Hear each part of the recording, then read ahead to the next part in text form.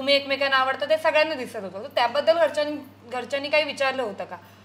अभिषेकशी काही बोलणं झालं होतं का स्पेसिफिकली? अभिषेकने तर घरी पत्र पाठवलं होतं ना की कन्फ्युजन पासून दूर राहा आणि काय जास्त इंटेन्स होऊ नको असं एक पत्रच पाठवलं होतं.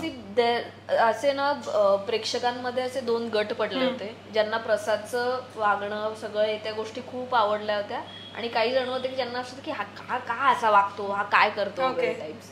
सो मला तशा प्रकारच्या दोन्ही टाईपच्या रिॲक्शन होत्या. काही जण खूप क्युरियस होते की बाबा काय नक्की काय आहे तुमचं, काही आहे का माझ्या मैत्रिणी किंवा काय असं.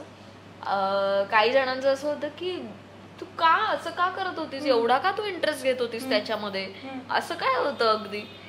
सो मला हे माहिती होतं की मला काय वाटलेलं आहे आणि मी 24 तास राहिले होते, त्यामुळे I was sure about it की तुमचं व्हर्जन जे आहे ते 1-1.5 तासाच्या ह्याच्यावरचं आहे, माझं 24 तासावरचं आहे. मी मला हवा तेवढा वेळ घेणारच आहे, त्यामुळे डोंट वरी, मी काय कुठल्याही कन्क्लुजनला लँड नाही होते. बट येस, मला जे वाटलं होतं ते वाटलं होतं, त्यामुळे आम्ही विचार करतोय त्या गोष्टीबद्दल, हे मी सांगितलं होतं घरी.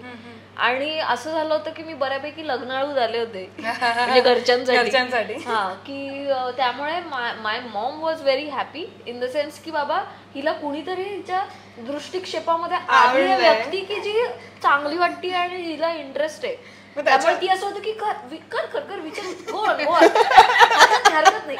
बट तू बिग बॉस मध्ये येण्यासाठी मला ऍक्च्युअली आई दिसते असं म्हणताना कारण नाव आय नो हर आई सो मच, मला ती अशी दिसते करताना कर. पण तू बिग बॉस मध्ये येणारी मुलं बघत होतीस का, म्हणजे काय सुरू होतं? Yeah. ओके.